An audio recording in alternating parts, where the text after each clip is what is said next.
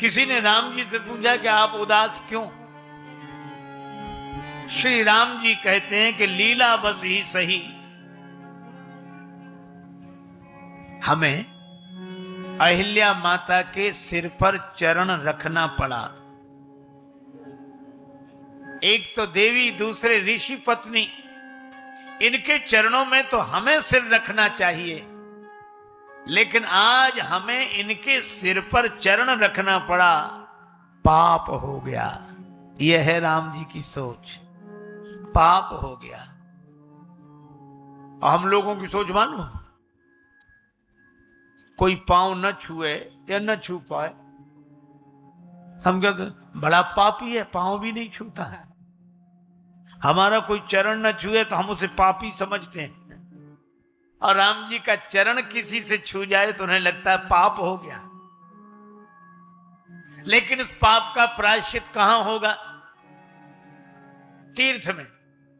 भगवान तीर्थ में ही गए, गए जहां जग पावनी गंगा। लेकिन भैया बड़ी अच्छी बात है, सारे जगत में किए गए पाप तीर्थों में धुल जाते हैं, लेकिन तीर्थ के किए हुए पाप कहीं नहीं धुलते। जिम तीर्थ कर पाप। भगवान गंगा जी किनारे आए। देखो लोग गंगा जी किनारे जाते हैं, कितने भक्ति भाव से जाते हैं। वे स्नान करते हैं, डुबकी लगाते हैं, हर हर गंगे हर हर गंगे। वहीं गंगा किनारे चोर लुटेरे घूम रहे हैं। वो कहते तुम डुबकी लगाने तो जाओ, तुम्हारा सामान लेकर हम जाएंगे। लोग कहते हैं हर हर गंगे, और चोर लुटेरे कहते हैं कि हम कर देंगे तुम्हें नंगे, लगाओ डुबकी। तो जो गंगा स्नान करते हैं उनके पूर्वज हर्षित होते हैं कि हमारे कुल में ऐसे हुए जो आज गंगा स्नान कर रहे हैं। पर उन्हें देखकर, चोर लुटेरों को देखकर उनके पूर्वज भी सोचते हैं कि हमारे कुल में ऐसे हुए। ये लुटाई करने के लिए गंगा का किनारे ही मिला था तुम्हें, कम से कम तीर्थ तो छोड़ते। तो पाप का प्रायश्चित होता है तीर्थ में। इसलिए तीर्थ बड़ी सावधानी से करना चाहिए, श्रद्धा पूर्वक करना चाहिए। और तीर्थ करने का नियम है, पहले महात्मा सुने, तीर्थ का महात्मा सुने। महात्मा सुनने से मन पवित्र होता है। फिर स्नान करे, स्नान करने से तन पवित्र होता है। फिर दान करे, दान करने से धन पवित्र होता है। भगवान राम ने यही किया। गादि सून सब कथा सुनाई, यही प्रकार सुरसरी मही आई। कथा गंगा जी का अवतार कैसे हुआ, मन आनंद से भर गया। तब प्रभु ऋषिन समेत नहाए, फिर स्नान किया तो तन पवित्र हो गया। और फिर विविध दान मही देवन पाए। भगवान ने दान दिया धन की पवित्रता के लिए। यह हमारे यहां की विधि है। लेकिन भैया दान वो जो सामर्थ्य और श्रद्धा पूर्वक दिया जाए और लेने वाले की ओर से संतोष पूर्वक लिया जाए, वो दान। ऐसा दान नहीं, एक आदमी श्री जगन्नाथपुरी में जगन्नाथ जी के दर्शन करने जा रहा है, हाथ जोड़े जय जगन्नाथ स्वामी जय जगन्नाथ स्वामी, पीछे एक पंडा उसका कुर्ता पीछे की तरफ खींचे, कुर्ता खींचे, सिर्फ 100 रुपए में नजदीक से दर्शन, 100 रुपए में, 100 रुपए में नजदीक से दर्शन, 100 रुपए में। वो बौखला गया, उसने मुड़कर देखा, क्या बात है? पंडा बोला सिर्फ 100 रुपए में नजदीक से दर्शन करा देंगे। सो आदमी उस पंडा से ही बोला कि तुम हमें 50 रुपए ही दो, हम बिना दर्शन के चले जाएंगे। ला निकाल दे, जल्दी दे। अब पंडा का मुंह देखने लायक था। तो दान ये नहीं।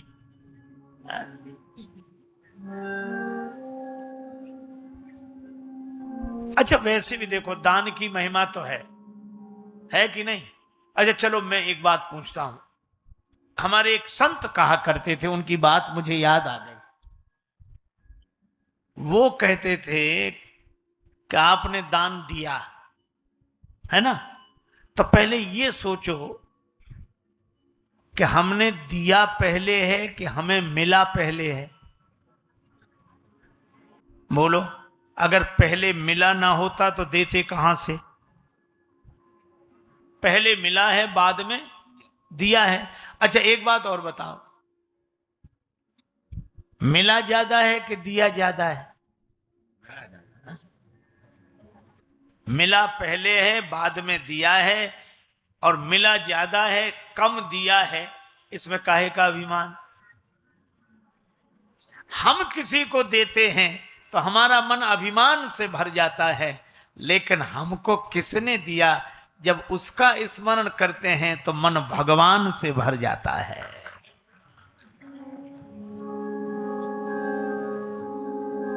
एक बार सभा में घोषणा हुई कि दान करो,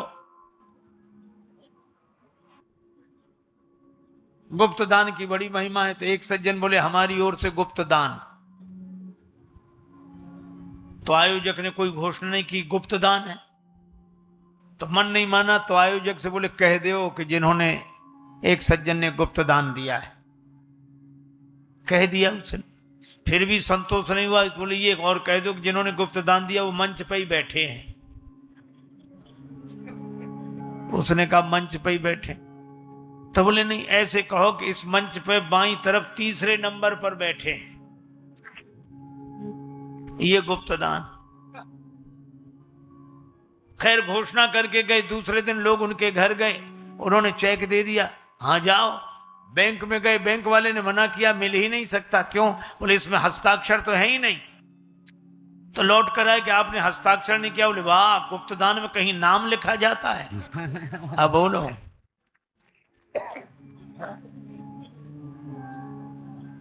एक आदमी से कहा कि तुम भी दान करो, सो बोला दान, हाँ सब दे रहे हैं, हमारा देना कोई जरूरी है क्या? नहीं नहीं, तुम भी दो।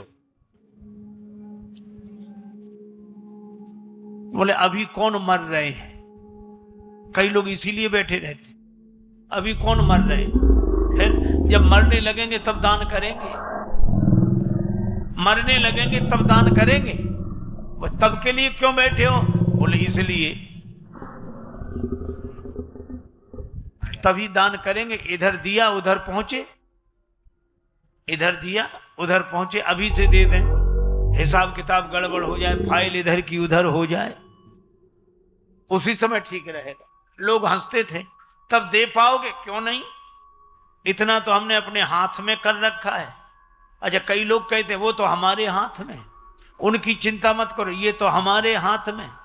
मैं कहता हूं भगवान की कृपा से आपके हाथ में सब कुछ रहे, लेकिन कभी आपने सोचा क्या आपका हाथ आपके हाथ में है? उस व्यक्ति ने मकान की दीवार तुड़वा कर धन रखवा दिया, ऊपर से सीमेंटेड करा दिया कि जब मौका लगेगा निकाल कर दान दे देंगे। मित्र कहते क्यों? हमारे हाथ में। बुढ़ापा अरे हमारे हाथ में। एक दिन भगवान की ऐसी लीला, ऐसी बीमारी हुई उसे, हाथ चले नहीं और मुंह से बोल ना पावे। मित्रों ने कहा बड़े दुख की बात है, कहां है वो धन तुम्हारे हाथ से दान करा दें? सो दीवाल की तरफ ऐसे इशारा करे, ऐसे, उसका मतलब दीवाल से खोद कर निकाल ले और दान करा दो। वो ऐसे ऐसे करे, ऐसे। मित्र समझ ना पाए, पर उसके बेटों को सब पता था। तो बेटों से पूछा कि क्या ये दीवाल की तरफ इशारा क्या करते हैं? बेटों ने सोचा कि बाप तो जा ही रहा है, धन काहे को जाए। सब बेटे बड़े रुआ से होकर बोले कि पिताजी ये कह रहे हैं कि देने के लिए बचा कहां है, जो था सब इसमें लग गया, इसमें लग गया, इसमें काम नहीं आ सका। इसीलिए भगवान कहते हैं धन की पवित्रता के लिए दान करो। लेकिन कई लोग तो भैया इतने अद्भुत होते हैं, इतने अद्भुत कि जिनसे भगवान हार जाएं। एक सज्जन का नाम था दानचंद। उधर ही गंगा जी किनारे रहते थे, 16 किलोमीटर दूर गंगा जी, पर वो जिंदगी भर गंगा जी नहीं गए।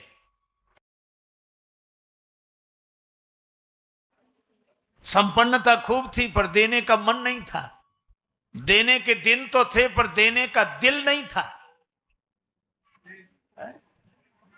बड़ी विडंबना है, जिनके पास देने का दिल है उनके पास देने के दिन नहीं है, और जिनके पास देने के दिन है उनके पास देने का दिल नहीं है। वो सोचते थे गंगा जी जाएंगे तो देना पड़ेगा कुछ, गए ही नहीं। पत्नी पीछे पड़ी कि एक बार तो चले जाओ। जब बहुत बार कहा तो एक बार गए, पैदल पैदल 16 किलोमीटर दूर, और सोचा घाट पे जाएंगे। ए भैया, सोचा घाट पे जाएंगे तो पंडा मिलेगा, दान मांगेगा, क्या करें। तो मुर्दा घाट पे गए, कोई नहीं मिलेगा। और इधर उधर देखा, मुर्दा घाट तो मुर्दा घाट।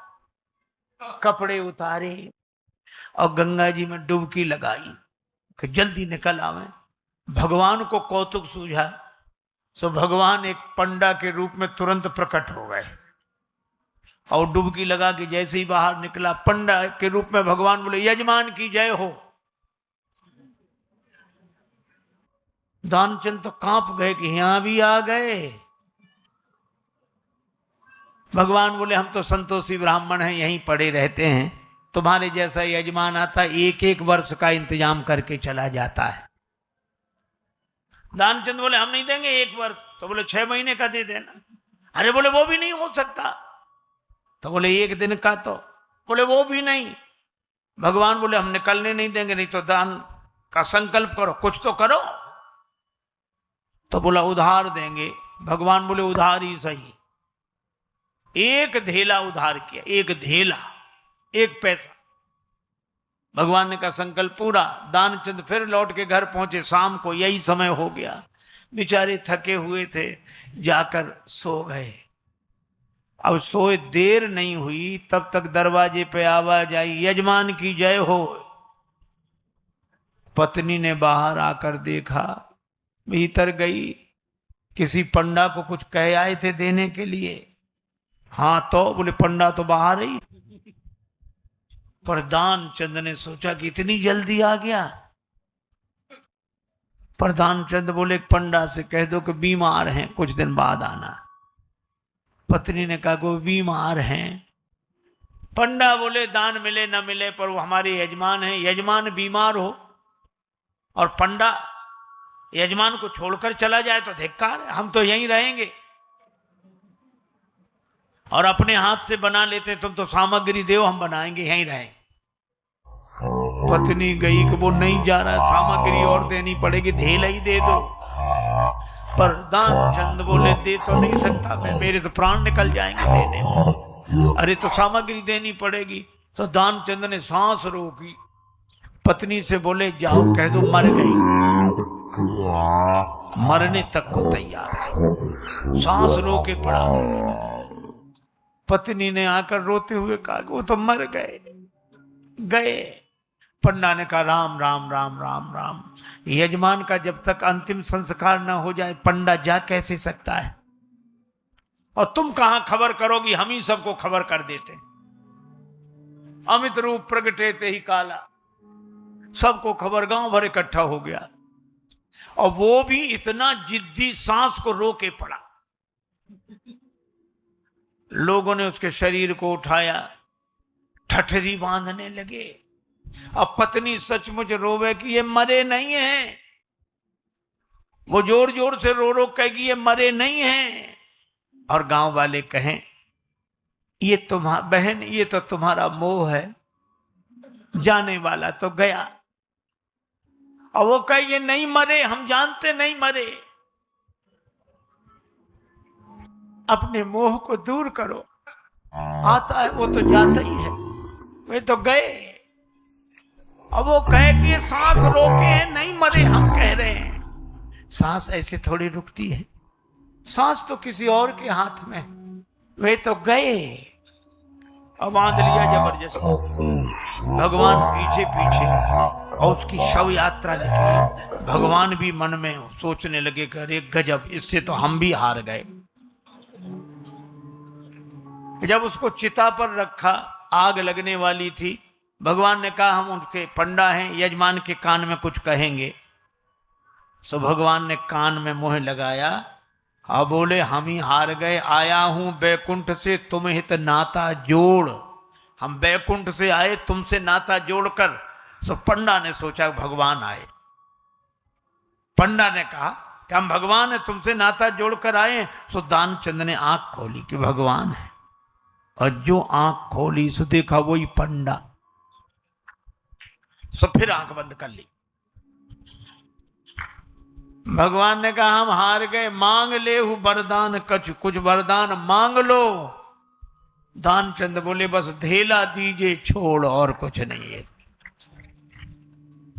अरे भाई, धन को पवित्र करें, बही कैसे गंगा लहर धीरे धीरे, बही कैसे गंगा लहर धीरे धीरे, बही कैसे गंगा लहर धीरे धीरे, बही कैसे गंगा लहर धीरे धीरे, बही कैसे गंगा लहर धीरे धीरे, बही कैसे गंगा लहर धीरे धीरे, हरिद्वार में कैसी शोभा से माता, हरिद्वार में कैसी शोभा से माता, पहाड़ों से आई उतर धीरे धीरे, पहाड़ों से आई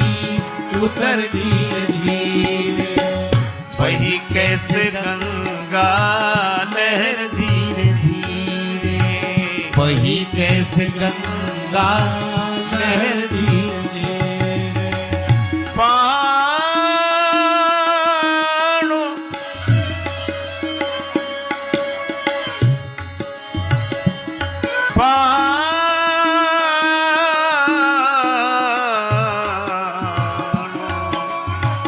पहाड़ों से आई उतर धीरे धीरे, पहाड़ों से आई निकल धीरे धीरे, पहाड़ों से आई निकल धीरे धीरे। श्री गंगा जी का दर्शन किया, महात्म सुना, स्नान किया, दान दिया, और जब लगा कि पाप का प्रायश्चित हो गया, तब तुलसीदास जी लिखते हैं, हरसी चले मुनि वृंद सहाया, हरसी चले मुनि वृंद सहाया, बेगी विदेह नगर नियराया, बेग विदेह नगर नियराया, देख अनूप एक अमराई, देख अनूप एक अमराई, क्या सुहाई।